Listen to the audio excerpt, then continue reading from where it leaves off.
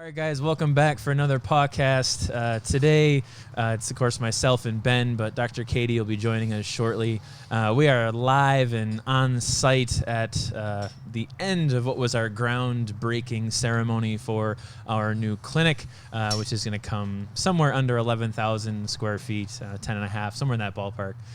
So you'll kind of see, of course, we got some heavy machinery behind us. We're in a canopy enclosed tent, so... We're definitely on site with this today. So today's episode is not really going to have a ton of structure. We just kind of do some general recap of what has happened in the last several, 13 podcasts, and just kind of be a little bit of an interlude or intermission episode. So here we go.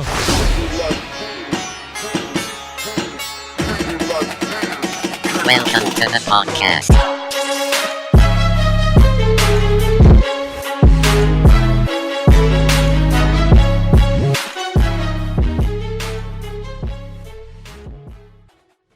So, we're in a bit of a opportune moment. Yes. Opportune location. Yes. To perform podcast number 14. Yeah. It's a little chilly. It's a little loud. Yeah. So if you guys hear some highway sounds or some clanging of some canopy braces and all that jazz, please mind the noise. Yeah. But it's not a fantasy. Those noises are certainly real. They are real. This is You're not ambiance crazy. track.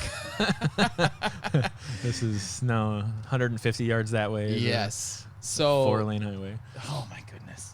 It's just never mind. Stop I was gonna make talking. a really bad joke. Yeah. Well, we had 3 dad jokes last episode, so That's true. I feel like that's pretty good. I guess I was just gonna say that the juice could get to the highway in roughly about 10 seconds. Yes, OJ. OJ. Yes, Yeah. yes, For yeah. for the young listeners, right. who's Yes. the juice? Yeah, the juice. Right. Right. Yeah. Oh my goodness. Yeah. Well, that's enough of that. Yeah. Mhm. Yeah. So we had our groundbreaking here just about 2 hours ago. A couple hours ago. Yeah. Had a whole bunch of people here, a bus full of accountants and lot of bankers people. and builders and Yeah. Even met the president of the bank. That was pretty awesome. You know, I mean, I always Annie, she kind of makes fun of me because, she's like, I can run up the flagpole really, really fast. I mean, in a traditional hierarchical organization, I mean, it's what I have found and coming into dealing with really any corporate structure, it's like if you yourself have accountability and other people around you don't, and you just enforce and sort of maintain your actual accountableness or accountability, you can get to the top pretty quick. Yeah. It's just like, well, I can't help you with that. Okay, I understand you can't help me with that, so let's move to the next person. Right. So it's when you as accountable, once you've already identified a solution, you just got to keep moving until you Right. can implement it. It's funny too, like the likelihood of that individual actually having a similar nature is probably pretty high since he's president of the bank. yeah. He's got to have some sort of skill set in that front. But yeah. Which then even in that capacity, you're exactly right. I mean, I think once in quote unquote said organization where I've sort of run up the flagpole in that regard, it's like it's never really been met with malice or like, why are you talking to me? It's like most of the time, as you start to get into more and more accountability. We had talked about that again as this sort of being a recap episode of the last several podcasts. Is accountability follows accountability. You really, when you have very, very successful businesses, whether it be financial institutions, to accountants, to veterinary clinics, to manufacturing facilities, like as you start to have more and more accountability, it's like y'all just run together. Right. It becomes easier to have more fruitful conversations. Last night, I had actually, Katie and I had gone out to dinner with some of our reps from HESCA. Mm-hmm. It was basically to that end. It's like, being salesmen, their perspective was, don't put a deal together without holding up your end, and it's kind of the same thing. It's like as you start to have people, I'm going to do this, I'm going to do this, I'm going to do this. It's like, well, do it.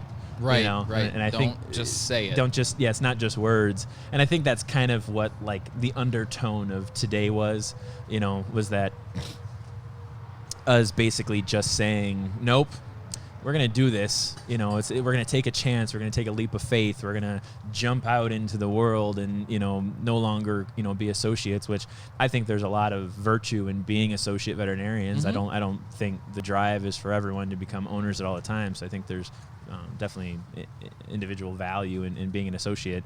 But you know, for us, it wasn't the path, you know, but that was the undertone today, that it's like, you know, everything has come down to these decisions that we made, and we're basically just following through with them, which oddly enough, I've had really weird predictions over the last like 4 years, you know, and just saying, I think this is going to happen then, and I think this should happen then. It's kind of manifest destiny, right? You know, so it's like, you know, if that's all you're thinking about all the time, and every decision you make is based on making this successful, of course you're going to have it come to fruition. But it was one of these where I'm like, you know, my prediction is before 2020 rolls around, we're going to have a new building. Yeah. You know, and it wasn't necessarily lease driven. It was just volume. Well, and the volume's there now.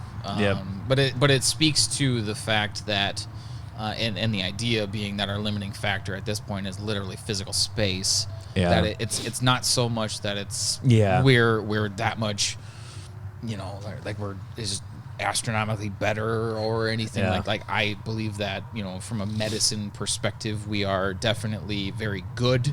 Yeah. But that's not taking away from anybody else that practices veterinary medicine. Yeah, yeah. But the scalability and the reason that physical space became our limiting factor was sourced in high quality business practice. Yep. And a ridiculous amount of culture management. Yeah. Yes. An extremely high level of that. Which is not and we've talked about this, and which we will actually lead into a little bit as we get way down the road in our podcast and start to talk about the business side of things. Yeah. But it's not an investment that people think they need to make, you know, is actually hire the people to essentially create culture, and really doubling down on its importance within the organization. To me, we're on the same page with this, but it just carries and bleeds over into so many different things. I mean, I think, this be sort of a recap episode. I've thoroughly enjoyed hearing all the different people who have been clients who actually have listened to our podcast. And, you know, I had one come through here just this last week, and with her patient for just standard wellness.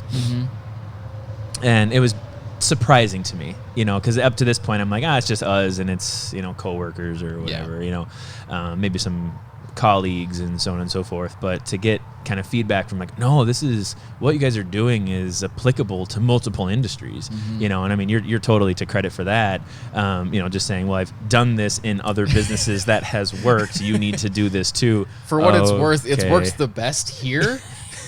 Which is why I'm here. Yes. Yeah. And ultimately it's like, you know, I mean, a part of it is just smiling and nodding, like, yep, let's do that. Yeah. But it's even to fall upon what our core values were in the beginning. It was just trust. It was just like, oh, you're running a business that tells people they should do this one thing when they come to you for advice, and like no one else is really taking your advice, and the problem is that they're not taking your advice. I'm like, I don't know, let's be a statistical outlier here and take the advice. Just see what happens. Right. Yeah, and the basement it couldn't get any worse. Exactly. You know, I mean, so but again, I have enjoyed, you know, just saying, wow, this could be really applicable to my job, and I'm not a veterinarian. You know, I've had some people come back around and say, I didn't realize the veterinary profession was like that. You know, I didn't realize things where they are. But I think that part has been very, very rewarding, just to know that, like you said, from a scalability standpoint, and saying, I think what we're not necessarily what we're saying is always going to be right, or sometimes it won't be wrong, but pretty much across the board, it's what needs to be done. Right. And that was in your speech today too. That was kind of what I grabbed onto, was when you were you know, using your shorthand to create longhand. Yes. You talked about how this is, you know, you're not really, the building is a symbol of the idea that, it's time to take the next step. Yes. And as we've been doing that in a facility that is essentially a retrofit, and has allowed the creation of these processes to develop and become more fine-tuned. Now it's like, now we know that they work. Now let's really maximize on it. And then, as similar to as we were talking about some of the problems and how we can, control what you can, this is a way of saying, okay, we're still going to control what we can, but we're going to size it up, because now as scalability comes up, now our impact can become much more. And then from here is just, it's just another stepping stone. Essentially, this is not, you break ground on a substantially larger facility, and you and I and Katie and Annie too all look at it as just the next thing. Right. It's not the thing. It's not the thing. It's not the end of the road. It's not like, wow, this is like the success we wanted. It's a part of the process to creating a revolutionary type change. And as Dr. Katie is walking in now, we're just kind of talking about how the building itself is not necessarily like the goal, right? It's not because like, wow, we really want this big monument to ourselves. Right. It's more about we move forward from here. We needed this as the next block. It's essentially the tool. We talk about the toolbox, between all of our processes and, what's soon going to be uploaded content and, podcasts to come in the future. Those are all just tools. And I think we had brought it up in one of our other episodes where money is the same way. Money is just a tool, and if we can look at it and use our toolbox in a way that basically drives what our core purpose is, serving the patient, educating the caregiver. And that's then where I, kind of came upon that, for us to be sort of these industry leaders or to revolutionize, be the force of change within the veterinary profession. The other part clearly has to be well-being. Our intent is, it was kind of, that's kind of what I said, the thing, which I think we should actually probably, get our hands on the video. We could probably actually link that into this, like a 3-minuter, and saying for those people who couldn't be present. But the idea is that, it's just purpose and it's focusing on well-being, and that's kind of the crossroads that this is. It's just where purpose and well-being comes together. We're sick and tired of being sick and tired. We're not going to victimize ourselves. We're going to become creators and coaches, and we're just going to make things better. And it's just, the clinic is just a tool. Right. That's all it is. It's not, like you said, it's not a monument. So we're gonna go a little off the beaten path a little bit, because the folks that have been consistent listeners have heard a lot about you.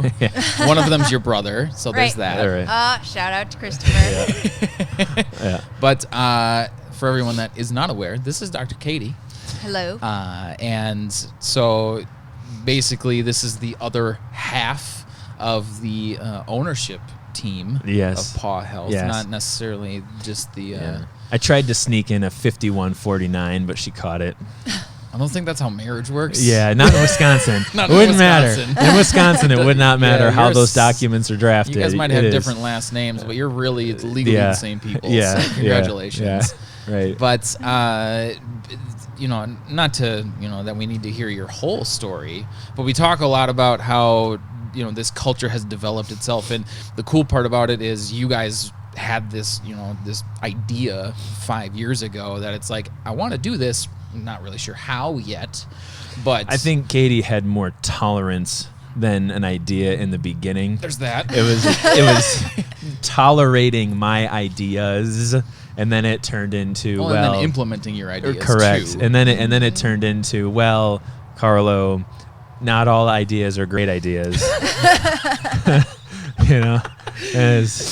So when we talk about her being not a persecutor but a challenger, it's committed to success. That's what that is. Committed to the idea, committed to progress in a very humbling way. So, Dr. Katie, is there anything you would like to share with the world? Well, I mean, just again, like Carlos said today, like he's in the clouds a lot. Let's get a little closer. Fix that arm a little bit. We're learning. Yeah. You're good. Okay. He tends to have his head in the clouds a lot, and sometimes that doesn't always fit with reality. Yeah. And so there needs to be a second sounding board. Right. Well, we talk about that on here a lot, where it's not necessarily that's a weakness, or or I shouldn't say that. It's not an anchor. It's just the fact that it's you started to understand that is like actually that's a major strength. Right. But you also need the implementers. Yeah. Well, and I think that's a part of the growth process and growing pain, so to speak, is both of us realizing that we needed that other piece. Mm-hmm. Yeah. You know, you couldn't be practical all the time because you aren't going to grow if you don't push the limits. Mm-hmm. That being said, if we don't have some kind of foot practical thinking. reality, practical thinking, right, we aren't actually going to get to where we need to be. Yeah. Right. So now, before me, how did that go? Because I was the beginning of year 3, I believe, or year 2. I think year 2 originally. Because it was Annie's first day, was my first day, technically. Correct. So that would have been Beginning of damn close to beginning of year 2. Yes. So we made it through a year because it would have been that summer. And you were at a different clinic, not before that day. A previous employer. Yeah. But when PAW Health came around, then you were here full time. right. But before that, you had a lot of experience with varying sizes, even of clinics. Yeah. So my first job out of vet school was in a rural mixed animal practice. So 2-doctor, primarily dairy and small animal, dogs and cats. Mm-hmm. And from there, I moved to a corporate owned hospital with 3. I was the third of 3 doctors, and a lot of the issues there that also coincided with the major economic downturn. Mm-hmm. And so seeing how a corporate practice handled some of their policies during that was eye-opening. I bet. Yeah. Really. Yeah. Check your face. Yeah. Yeah. Yeah. Yeah. Yep, what not to do. And from there, I moved on to a privately owned, again, multi-doctor practice. Mm-hmm. Yeah, kind of a legacy type practice, where it's what we talk about or have talked about before is sort of being the giants on whose shoulders you need to stand, where it's thank you for the service, essentially. It's if it wasn't for trendsetters such as that, we wouldn't have a job in today's world.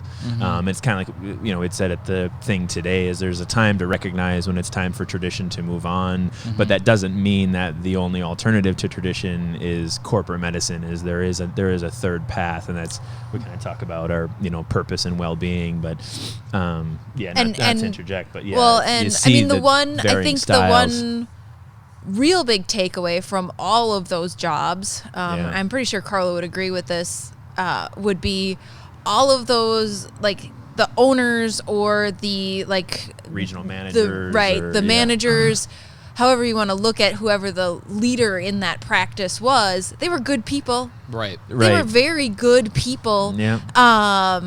But change, change is hard, and this is the way we do it. Yeah. And very resistant to change, which and it bleeds out into a lot of unnecessary opportunities for resistance. It's okay, fine, we're rooted in tradition, this is the way it's always been, but it's it comes back to the joke I made a few weeks ago, becoming comfortable with the toilet paper.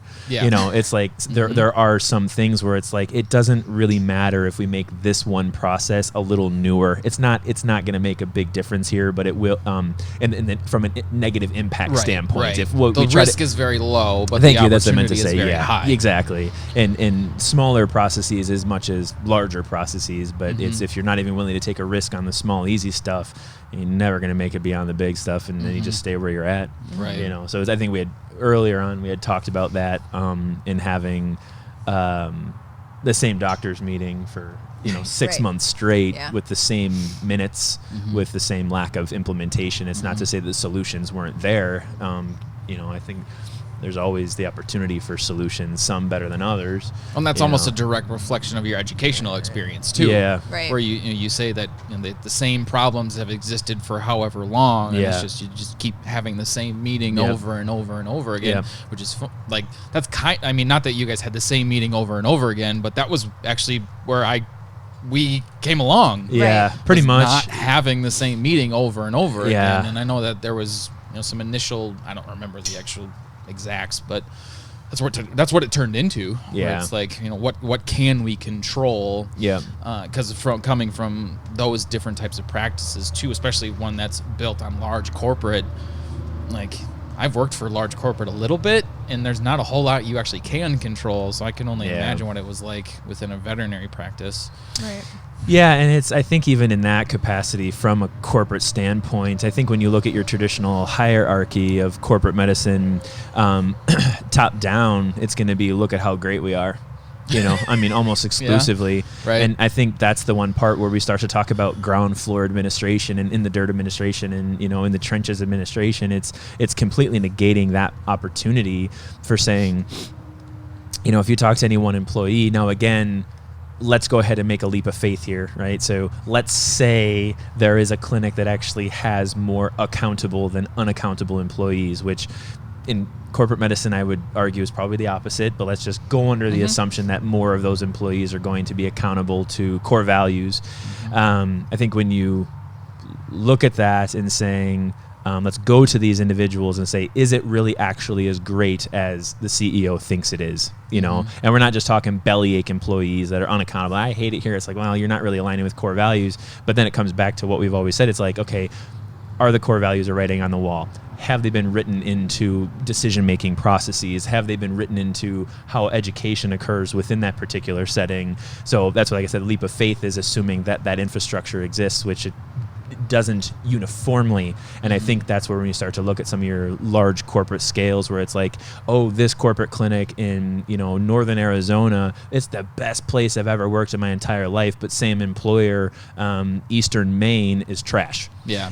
So it's when you start to say, all right, well, if these aren't universal, implementable, and replicable type processes, then how do you have where a CEO would be able to say, look at how great we are? And it's like, well, yeah, CFO, CEO, they might be looking more at the numbers. And if the numbers are getting put up and the clinics are profitable and the veterinarians are, making production and they're carrying their own weight and, wages might have some kickback to the staff. If the clinic does so well, you're going to get a bonus, or we're going to buy the place and you're going to make more if the clinic does better. It's like you can find those kind of easy ways for compensation.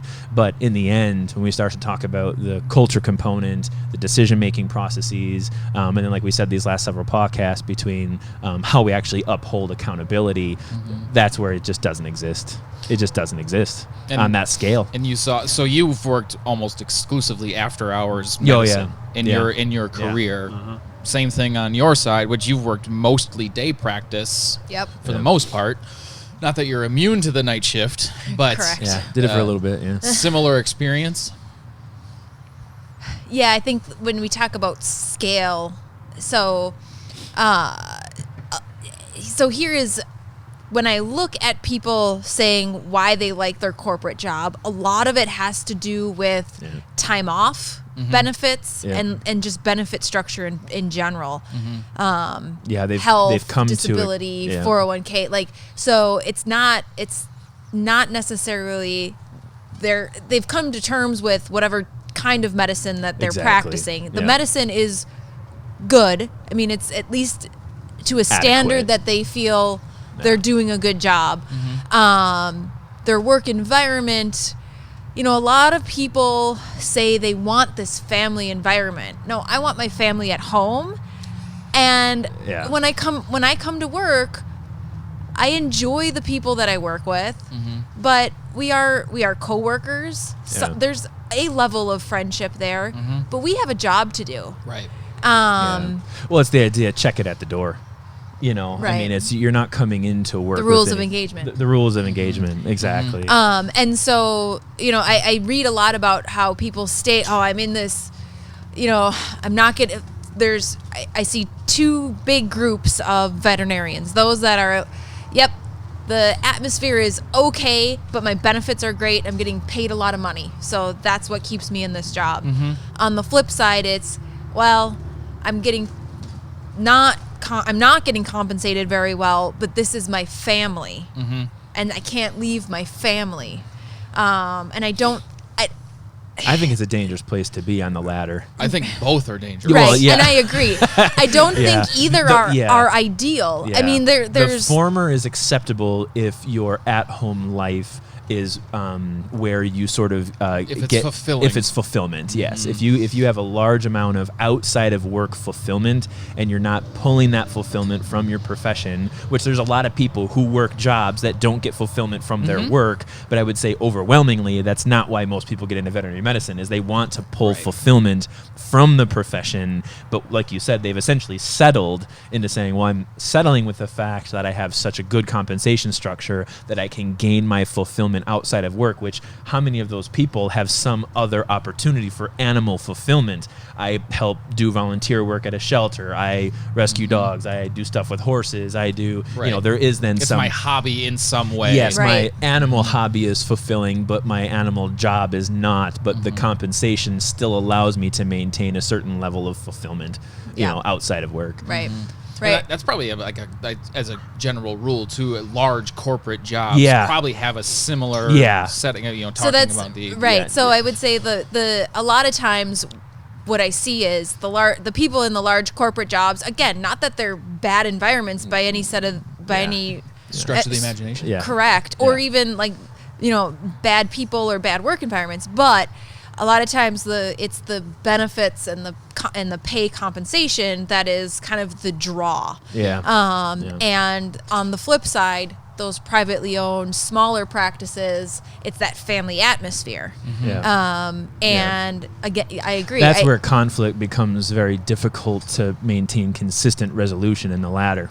How fun is conflict at home? Yeah. Right. Right. Like Right. the way well, we that don't live with each other. I mean, she works days, I work nights. We have the same address. oddly functional. Yes, we have the same address. But I they're- live with my wife. Yes. I do not get to speak the same words I do at work. The rules of engagement are different. Yes. Yes. So, but to have that at work, it actually does detract quite a bit from your capacity to create accountability. Absolutely. Right. Yeah. And that's where I think, you know, we start to talk about, you know, nepotism, and it's like, you know, almost everyone extends that to, well, oh, my family is going to come work with me. It's like, well, yeah, all right, that's like biological family, but if you have really, really close, you know, coworkers where it's like, oh, this one person who works the front has been here for 25 years, that's sort of like grandma to everyone, and wow, we can't make grandma mad by getting these new fandangled computer systems, which allows us to maintain our inventory and pricing structure that makes it affordable and have wellness plans and payments.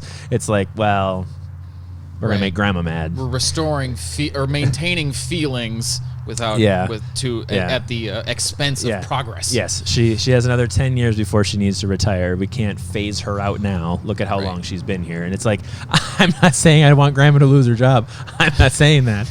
I'm saying let's find a different job for Grams, you know, within the organization that would still be fulfilling, but allows us to maintain progress.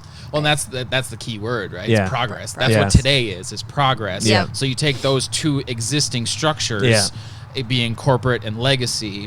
The limiting factor to corporate is expense. Yes. So if employees require fulfillment via benefits, that's expensive. Yes. Right. And like, there's only so much scaling you can really do, especially because the absence of accountability as a general rule doesn't really allow for you to, you know, have tough conversations. You just have to continue to pay people more and your expenses go up and all that sort of stuff.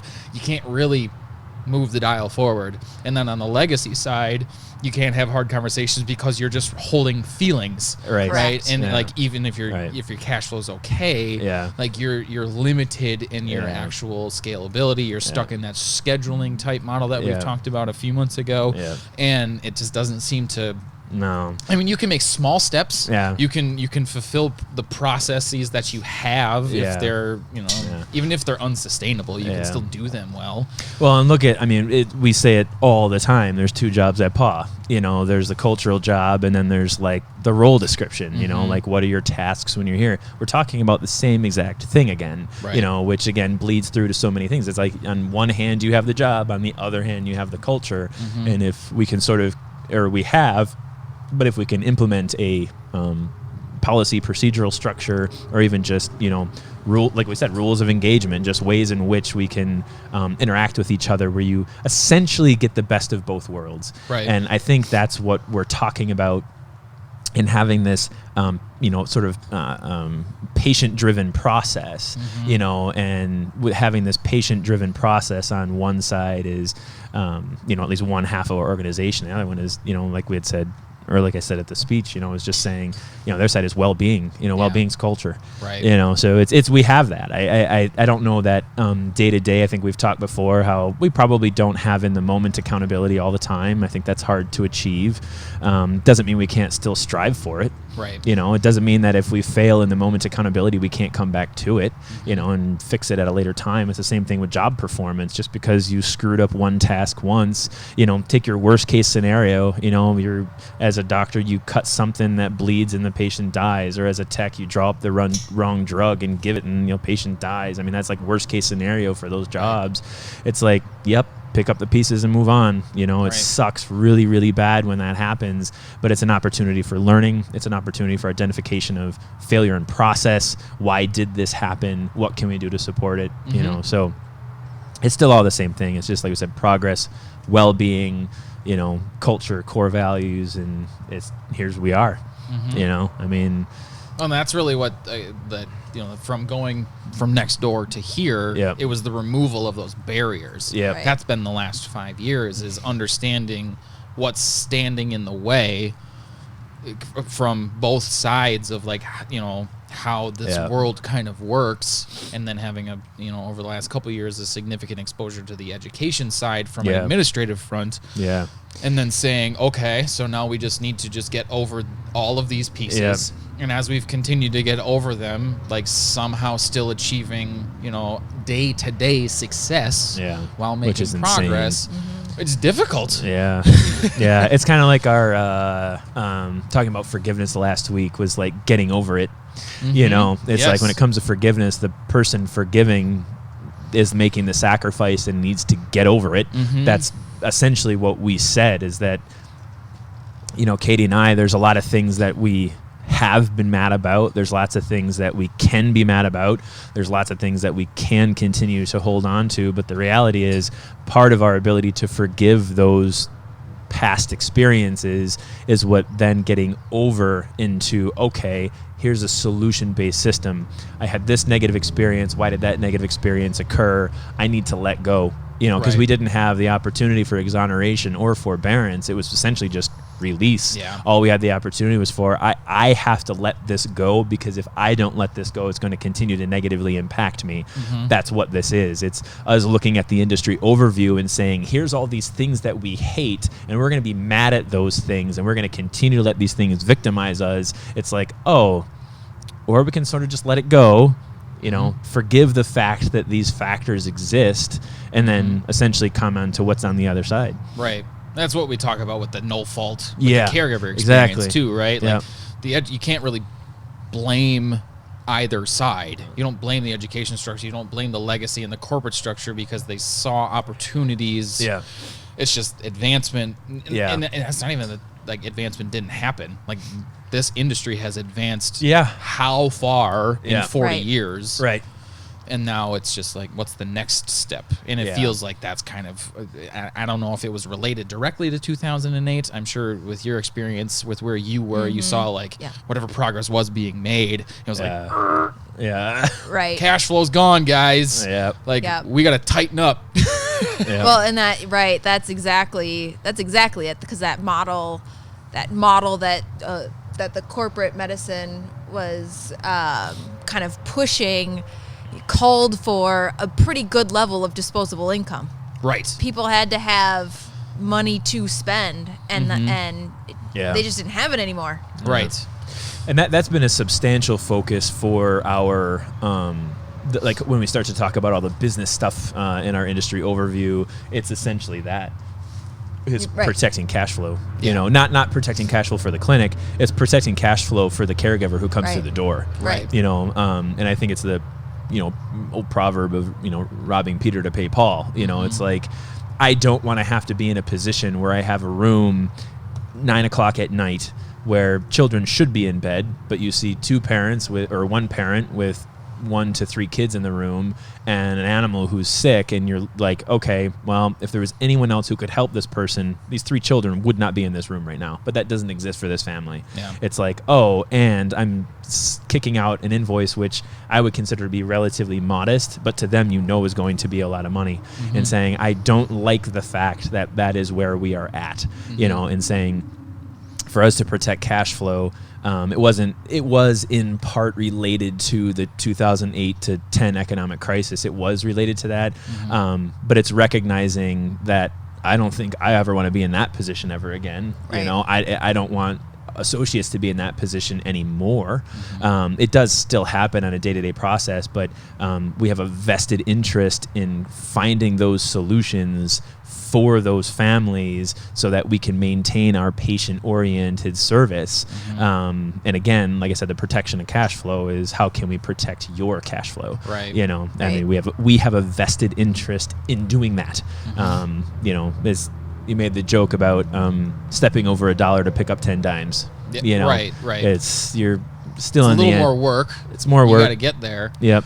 But that's kind of the business model that has been adopted here. Because like, could we charge the $1? I know. I still laugh at that. He got me laughing really good a couple weeks ago, where it was like, what were you saying? It was about how it was the question of the holiday span surcharge, and it was the caregiver that asks, why do I have to pay this? Yes. And my response, and this isn't the reason no, why, but it was a joke. It was a satirical joke out of frustration. It was like, because we can. Yeah. Right. And that's not what it's there for at all. No. But we could do that as a general rule. And that was like that. He said it as a satirical joke, and it's like a light bulb went off in my head. I was like, holy shit, I never thought about that before. I never actually ever considered that we were in a position where we could just gouge clientele, overcharge simply because we can. Yeah. Like it never like I understand that exists. I'm not saying like I'm so naive as to assume you go into human ER, you know the prices are going to be 5 times more. I mean whatever that stat happens to be. Yeah. I know that exists. It just has never been a driving force for me. I never thought of it that way. Well, and that's the thing too. You look at the human side. Does the ER are they price gouging, or is it because of the availability of services? Yeah. It's supply and demand.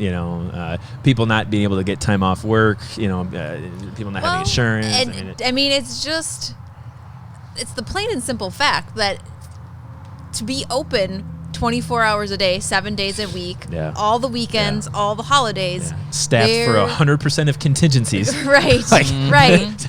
Yeah, right now, I need this right now. Well, we got someone coming in 7 hours from now who can help you. Nope. 7 minutes. Yeah. Right. Yeah. There are costs associated with that. There is. When you don't get to close down at 5 o'clock each night. Yeah. Right. Yeah. No, right. Yeah. Yeah. I mean, it's... But again... You talk about like what we could do, right, versus what we actually do, right.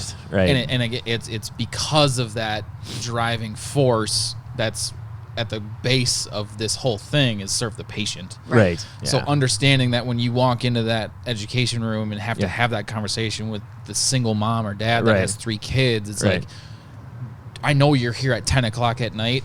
Like, do I want to see what I can squeeze out of you? Right. Or am I here to serve your patient? Right. Like, no, it's like we have limiting factors based on cost, absolutely. Right. But how can we have that and serve your patient at the same time? Yeah. That's really what it comes down to, which is like from a pure capitalist perspective, when you look at like economically supply and demand, is kind of back asswards. It's picking up 10 dimes, but you still get $1. Yeah, Right. yeah. You got to sort through the gravel to get the 10 dimes, and then once you do, you got the same amount. It's a little, like you said, it's a little more work, Right. You know, but in the end, it's. And then it's when you pair appropriate. that with extremely transparent pricing, good service, like when you put those items all together and you appreciate caregivers and their patients when they're there, like then you move next door. Right. Right. Like that's progress. That's the day-to-day success that leads to the next stepping stone. Right. Yeah. So Yeah. it's kind of neat. Yeah. And but again, Yeah. you look at the stuff that we've talked about for the last couple of months. Yeah. If you don't have a good culture to go with it, Yeah. good luck. Right. Right. Well, If you can't have hard conversations Yeah. about when you fail in your day-to-day process, because it does happen. Well, Yeah. and that's exactly, I was just going to say, I think a big part of progress is that taking the time to accept that there are going to be times where you fail and learn from it. Right. Right. What could we have Universally done learn better? from it, right? Correct, Exactly. yeah. It's not just always administration pointing at the staff or owners pointing at the staff. You messed the you and you and you and you. It's like that's I think honestly that's why I love the after action report. Yeah. I just love it. I love it because if it's done appropriately, you're going to be having administration and process held to the same standard as the remainder of the medical team, which is exactly what you need to do when you break hierarchy. Right. Like, there's no way that I'm not saying in the armed forces, obviously they have hierarchy and the after action works. However, they are all equally as accountable to the process. Right. You know, Right. so they have It's it from a just whose structure. ass gets chewed first. Right. Right. Which right. actually does kind of happen in our spot too. Yeah. Like, Yeah. We Oh, do, yeah. We do have leads and all that. You know, like Yeah. our 8 to 8s, or myself as office journalist, or Yeah. you know, if Yeah. with Annie and all Yeah. that. Like, if something were to really come down, like we do sort of have a communication flow. Yeah. Which, from a naive perspective, you could say is hierarchy, but absolutely everyone's ultimately held to the same standard. Correct, yeah. And I think that works on their front too in the Yeah. armed forces. Yeah, Right. yeah, and that's the core value part, and that's why I think we've said it several times now, but core values and purpose are essentially what drives decision making. Like that I think is the takeaway of the majority of the podcasts we've had up to this point. Is it's Right. I don't feel like most people consider those factors that drive their decisions.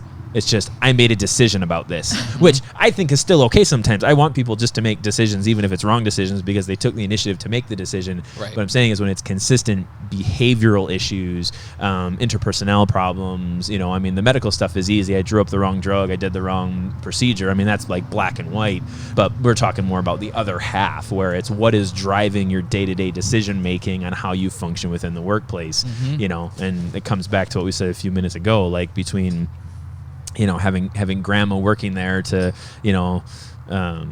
just the family dynamic of some of these more legacy practices. It's like, yeah, it worked as a past tense, I'll be honest though, there are so many small businesses that operate exactly like that. Oh, I'm sure. And that's ultimately the limiting factor in most of them. Yeah. Is if nepotism is the right word, Yeah. like it's probably the best word I can think of right Yeah. now. Or your limiting factor is your Look at that mouse. holding up. Oh, there's a mouse. Look at that. That's a little guy too. He's fresh. He's just checking stuff out. He's just making sure that we're doing our job. Yeah, right. Yeah. Same as that guy that just rolled up in the truck. Yeah, I don't know what that guy was all about. He was trying to get the bucket. Probably. He's gonna drive it to Kowalski. Yeah. Anyway, coming back to segue. Yes. Yes. But you said small businesses and family, small. So much of the time. The it quote was mom and pop, right? the mom and pop Yeah. shop. Yeah. Yeah. And that's always the limiting factor. And then Yeah. is that emotional management Yeah. and not being able to have tough conversations and all that sort of stuff. So look at the talent pool, right? So let's say you're running a legacy practice, right? And you have then different core values driving decision making. You pull a younger.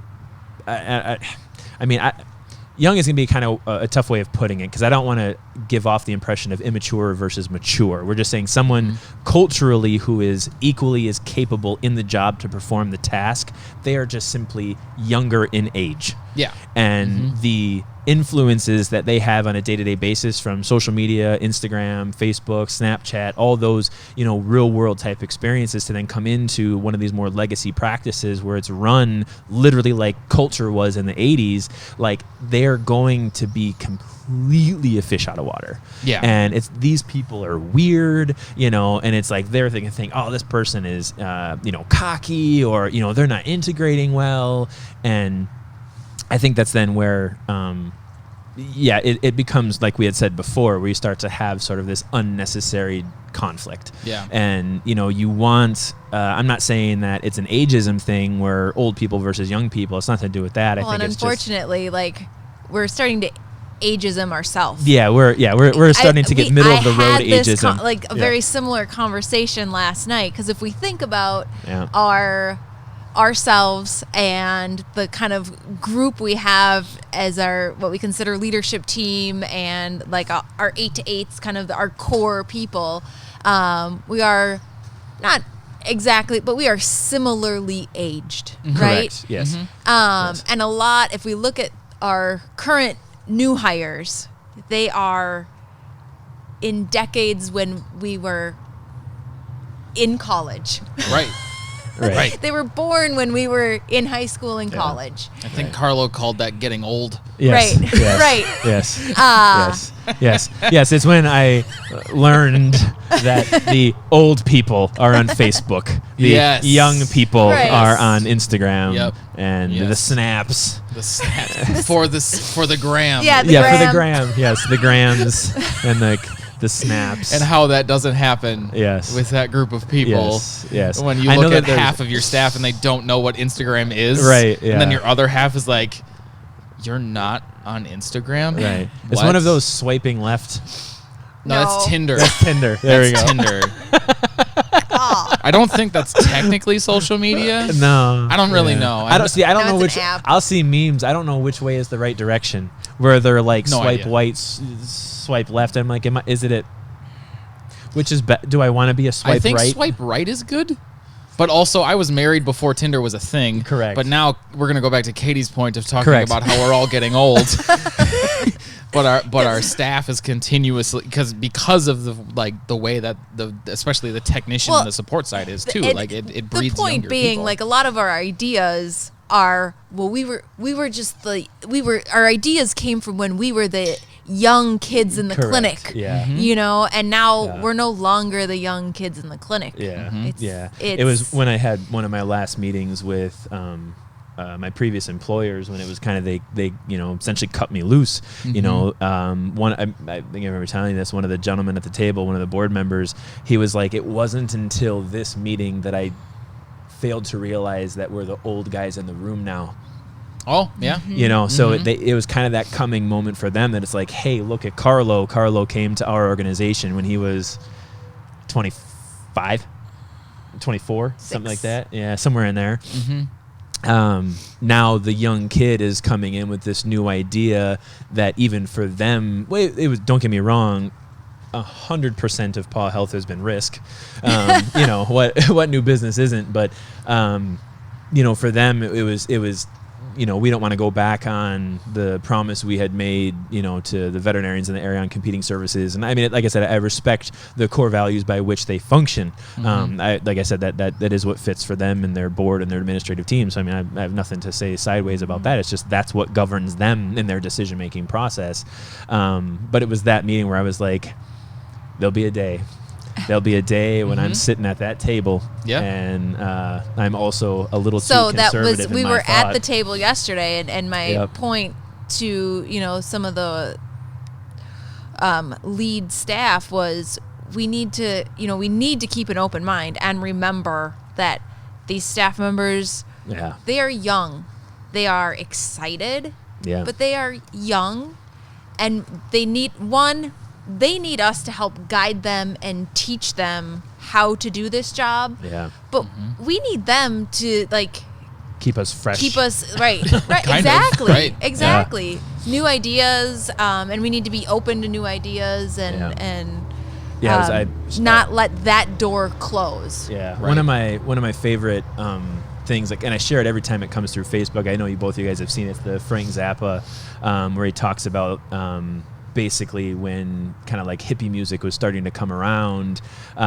It was the old guys sitting in the chair were like, I don't know what this is, but just send it to print.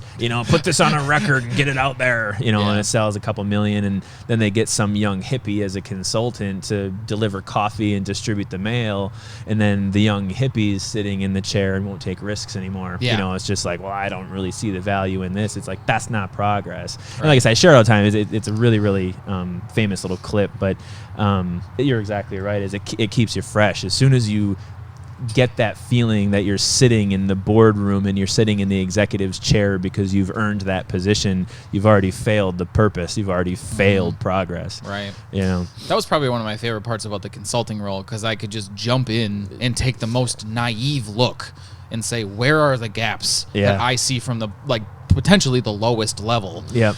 And that's exactly what you're saying, is you roll in a 20-year-old medical support staff that has very limited experience in the veterinary industry, if any at all. Right. They, even from a trainings perspective, I just want to work with animals. They just come in all hot, I'm excited. Please teach me how to do this well, right? Yeah. And then they point out something and say, hey, I think we could do this better. Provide a solution, right? Yep. Or even just staging a potential issue. Yep. From their perspective. And so many employers as a general rule would be like, well, this is why we do this way. Yeah. Or that's the way we do it because that's the way it's always been done. Yes. When you say those, well, especially the second thing, you're officially jammed. Done. You're done. You're you're not. Spaceballs jammed. Yes. We've been jammed. Yes. Yes. Thank you for catching that. Yeah, you're welcome. Thank you. I got you. But that's the end of the road. That from that point, as soon as that's your mindset, there's no more moving next door. No. There's no more stepping stone. Right. Right. It's you can't scale from that point. Yeah. So you have to value those people, but also appreciate, explain, create, as we talked in our all staff meeting, which obviously people in the podcast weren't a part of, but it's you have to understand the how. You have to provide them the how to do something extremely well, which is, our implementers, Katie, myself, and Annie. But then you also have to have the why question. Yeah. Right. And when you yeah, what did Rachel say? That you answered all the questions she didn't even know she had. Yes. Exactly.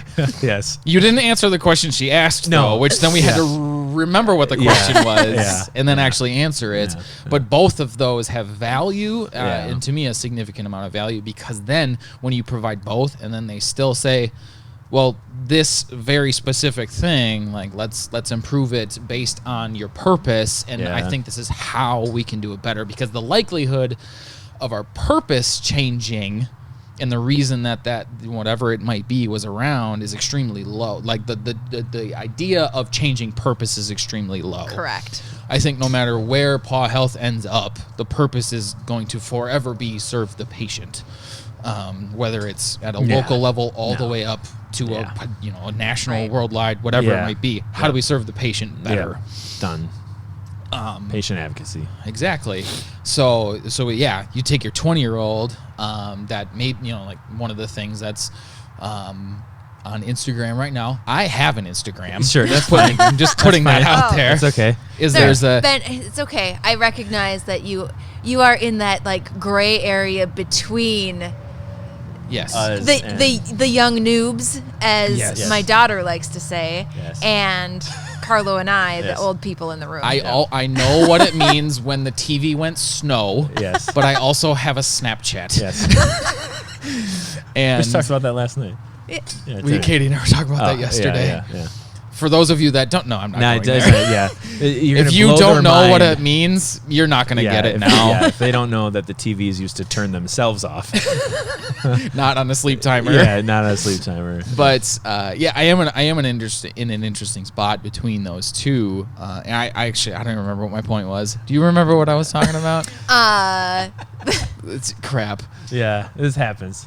Oh, answer. I'm getting there. Yeah. I got the wheels got to turn You a have little an bit. Instagram. You said there was something on Instagram. but Oh the- yes, there's an Instagram account It's called trending. Vet Tech Probs Problems, right? Sure, Right. yes. And it's just caregiver complaining. Sure. So Yeah. now, if I were to look at that, and I was 20 years old, Impressionable. similar to I'm just gonna use the abbreviation NOMV. Sure. Similar, but not to the extent, but it's Yes. like it's caregiver complaining Yeah. a lot of times, which Yeah. there's in this specific instance, like you guys have never been exposed to it because you're not a part Yeah. of that, mechanism, Yeah. and it's funny, like there Yeah. is humor Right. to it, Yeah. but it's also a way to edify shitty thoughts. Correct. It's a way to say, yeah, I've had that experience with a caregiver, somebody else has. Yeah. Well, now I can just complain about it. Right. Right. Or we could say, because then if they walk in with a solution of like, hey, somebody else is seeing this too in a completely different part of the world, like how can we get out in front of it? Yeah. Because I've seen it also, and then when the top brass comes down and says, well, no, we just do this way because this is the way it's always been done. Yeah. Disparagement. Yeah. Loss of bond spectrum alignments in some Yeah. instances, like it hits Yeah. all three of our major pieces Yeah. in an Instagram post, and Right. somebody trying to create a solution. Right. And that's honestly when with our next episode jumping into onboarding and performance management and mentorship, that's like so much of that process is Yeah. understanding, like, is this person going to be a creator? Right. Oh, Are absolutely. they going to be Yes. culturally aligned Yeah. and become a creator? Because I want the person that's on Instagram finding problems that we're not even aware of. Right. Or they're right. on TikTok or Right. You guys, have you even heard of TikTok? Well, I am aware that Vines went away and then TikTok came up. TikToks are longer. Yeah. Same general principle. Yeah. Yeah. Also way more dancing. Yeah. Sure. Yeah. Yeah. Yeah. But you as the world advances in whatever way that it does, Yeah. you have the creators that come on board. So then our next series is going to be essentially, how do you determine who those people are? Yeah. And then how do you encourage that, give Yeah. them the guideline to succeed, Yeah. and then also the authority essentially to say, hey, this is a problem. Yeah. Right. No, exactly. Yeah, exactly. And I think that's what we've been building up to, is exactly that. I think when we initially had our 2 podcast series about core values, it was the trust component, is that when we bring a new staff member into the team, the other team members need to trust us, administration, and say that we've vetted these people before they even got here. Yeah. There's never, ever going to be a perfect candidate coming into any business, let alone our business, but your perfect candidate would be someone who understands your core values, whose decision making is based upon your core values, and understands 100% of your processes. Exists zero.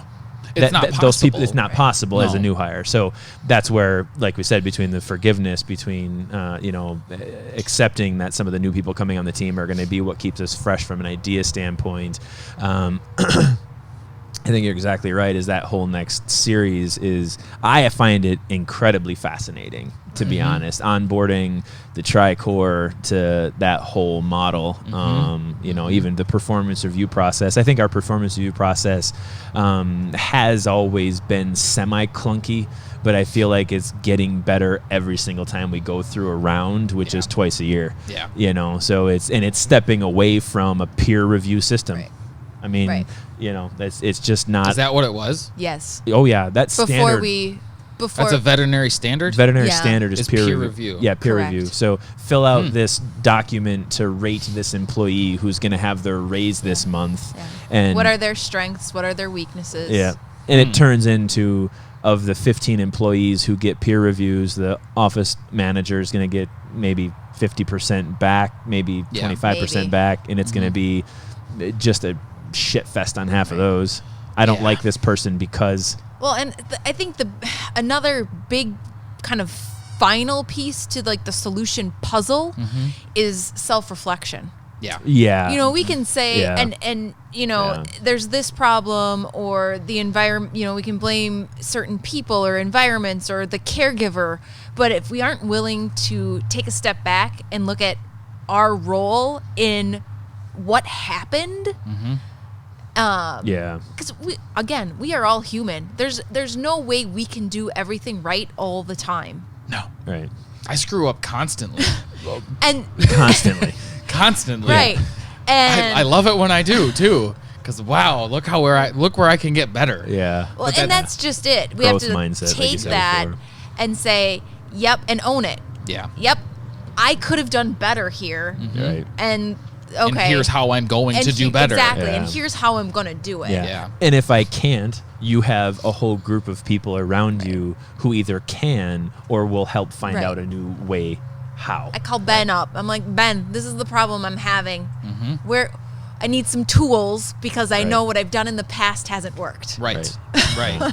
Yeah, it's like, you know, Or I go talk to Annie, and like, even from like, to me, one of my biggest issues is I is like emotional like management sometimes. Like when I don't get mad often, but when Yeah. I do, it's like full eye mad. I just want to kill everything. Yeah. And like that's when I go to Annie, right? As like not even so much like a sounding board to listen to me complain, but it's like I just need to tell you that this problem exists. Right. Right. I'm just gonna let it out. Like Yeah. just like I'm upset. I don't like the fact that I am, and I'm gonna try to not be. Oh, they're coming to get the tent. Yeah. So that means that we're gonna pause this thought. Yeah. I think we got just a minute Yeah. before they start yanking the sides off. So moving forward, then number one, thanks for joining us, Katie. Yep. Today was a great day. It's Today was a great day. A little chilly, I'm fine but with you it. know what? We're stepping stone right behind Stepping you. stone. It's pretty crazy. I mean, it is. I'm excited. Literally crazy. As no one can hear you as you're turning away from the microphone. It looks bigger on paper. It's gonna look huge in person. Everyone's like, "Is that how big it is with the stakes?" I'm Yes, guys, that's gigantic. like, I feel like that's lobby to.